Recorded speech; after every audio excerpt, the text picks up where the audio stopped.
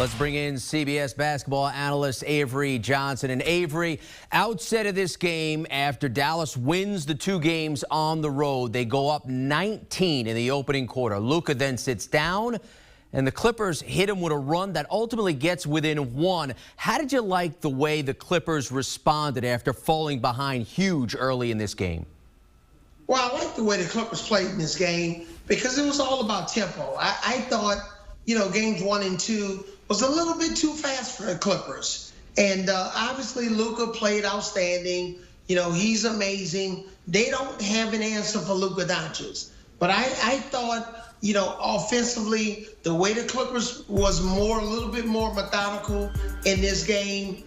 Paul George, Kawhi Leonard, the rest of the role players, they were really, really strategic in the type of tempo that they wanted to have. Not a lot of bad shots early in the shot clock, which bodes well for them because the more you're on defense, the more possessions is in the game. But I thought the Clippers did a really good job of shrinking the game, shrinking the floor on defense. Paul George alluded to it in his post-game comments. They really shrunk the floor, did a really good job making it tough on the Mavericks players, not named Luka Doncic, scoring the basketball, especially Porzingis. So it was really good strategy on Tyler's part tonight. Yeah, ultimately they waved the white flag on Luka, but if they figure they can corral the other players, they have a shot at winning, really.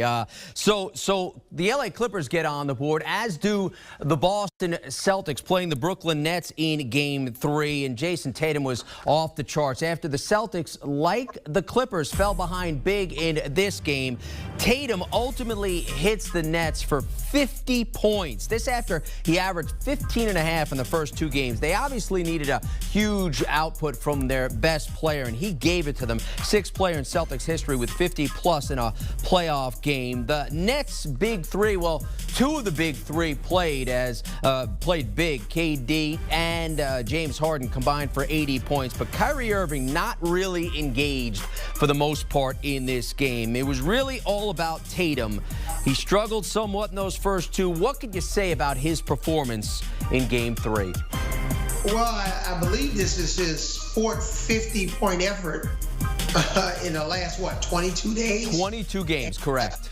22 games. So, again, this is something that we talked about earlier, especially the last 24 hours on CBS Sports HQ. Unless Jayson Tatum, with this roster as currently constructed, scores 50 points, they're not going to have an opportunity to beat the Brooklyn Nets. So he proceeded to score 50 points, very efficient, just a phenomenal young player, future MVP, maybe even future scoring champion. I think, somebody like Luka Doncic probably lead the NBA in scoring. And then, when Steph Curry steps aside, and then here comes Jayson Tatum. So I think this kid is phenomenal. This needed to happen for them to have a chance.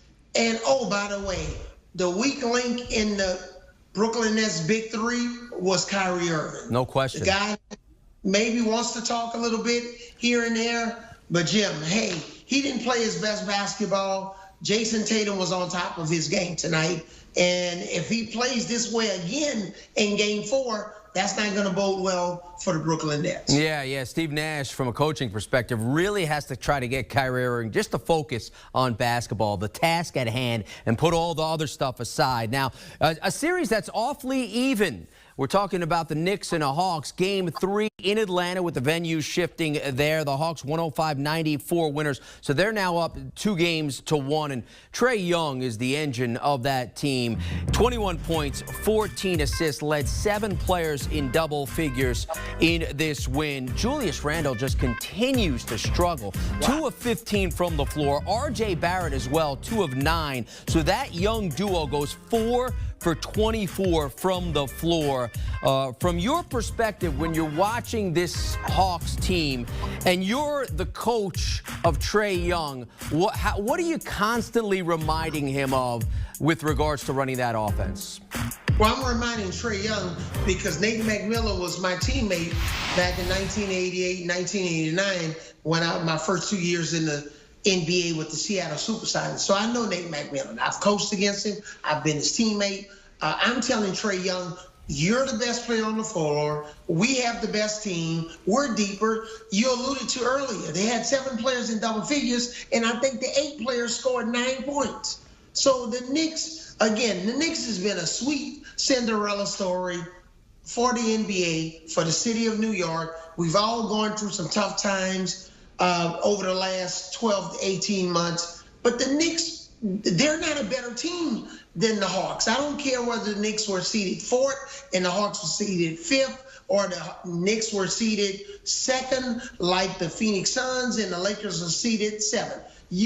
If both teams are healthy, the Hawks are the better team. So I'm telling Trae Young, go out there, maximize your abilities. Don't worry about what's said, especially in New York. Now you're back at home where your fans love you. You're the best player on the court. Play like the best player on the court. You have all of these weapons, Bogdanovich, all of these guys, Lou Williams coming off the bench, Collins, at the power forward position. All these guys at your disposal. Use these players and play to the best of your ability. And if you do that, they're going to win this series in 6 games. It certainly played out like that thus far through 3 games. The Hawks have now won 12 straight home games, and they have Game 4 there as well. He's HQ basketball analyst Avery Johnson. Avery, we appreciate the insight. So here's what it looks like for Saturday's slate in the NBA with the second season play. The Bucks look to sweep out the Heat. They're up 3-0 and they're given 5 on the road. The Nuggets at the Blazers again after getting a road win in Game 3, up 2-1 in that series. Portland giving 4. The over-under in the Sixers-Wizards third tip, 227.5. You have to wonder about Russell Westbrook's availability with the Sixers giving 5.5 and up 2-0 in that series. Jazz-Grizzlies switch venues to Memphis with the series square at a game apiece. Look at that over-under. Consider how many points were scored in Game 2.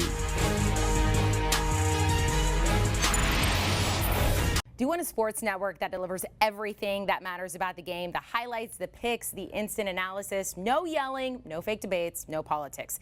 Hit the subscribe button and never miss a moment.